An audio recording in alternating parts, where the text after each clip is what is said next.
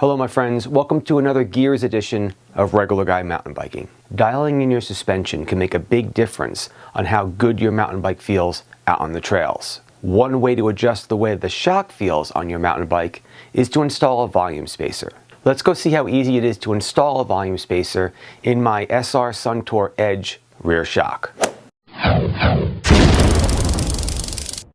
Now the first thing you need to do to even start this project is to of course go out and buy a volume spacer kit. These are normally plastic or rubber discs that get placed inside your shock.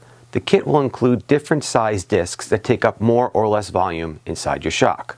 Next you need to check out your bike and see how you're going to actually access the shock. The way this shock is mounted to my D6, I'm going to be able to work on it with it still mounted to the bike. Now your bike may be different and you might have to actually take the shock off the bike in order to open it up and install a volume spacer. Now this next part is super important. Before you work on the thing or do anything else, make sure you release all the air from the shock. To remove all the air in the shock, simply depress the valve core as you can see here in the picture. It also might be a good idea to write down the current pressure in the shock so you have a reference point when you're all done to start from. You might want to fill the shock up to that same pressure and start from there. With all the air fully released, now you can unscrew the main canister and pull it back, exposing the inside of the shock. Simply pull back the main canister and you'll see an O-ring with a washer behind it. Push both of those back out of the way so you can put the volume spacer behind them. Now simply snap your volume spacer into the shock with the flat part of the spacer facing towards the cap as shown here.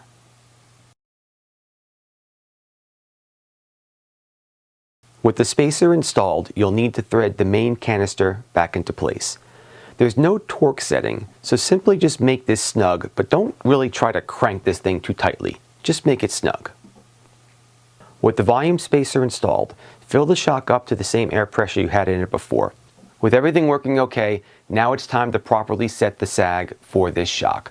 I've linked a few videos down in the description below of ones that I've watched to help me learn how to set the sag on my mountain bikes.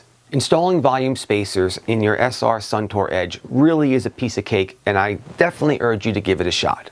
Volume spacers are not expensive at all, and installing them can completely change the way the shock feels on your mountain bike. In fact, even if your mountain bike feels good, I'd still give it a shot because you really don't know how it affects your bike, and you should know. You should learn what affects your bike and what changes makes your bike feel different in different situations. Once you know that, you can tune your bike for different places that you like to ride. And most importantly, until you give it a shot, you don't really know if how the bike is feeling right now is optimal. For all you know, you might think the bike feels great because you have absolutely nothing to compare it to. This is a simple thing to do, a really easy tweak to do on your mountain bike, and for all you know, the bike could feel even better than it feels right now. Okay, my friends, that's going to do it for this video, and thank you so much for tuning in. As always, keep the party on the pedals, and hopefully I'll see you on the trails. Bye-bye.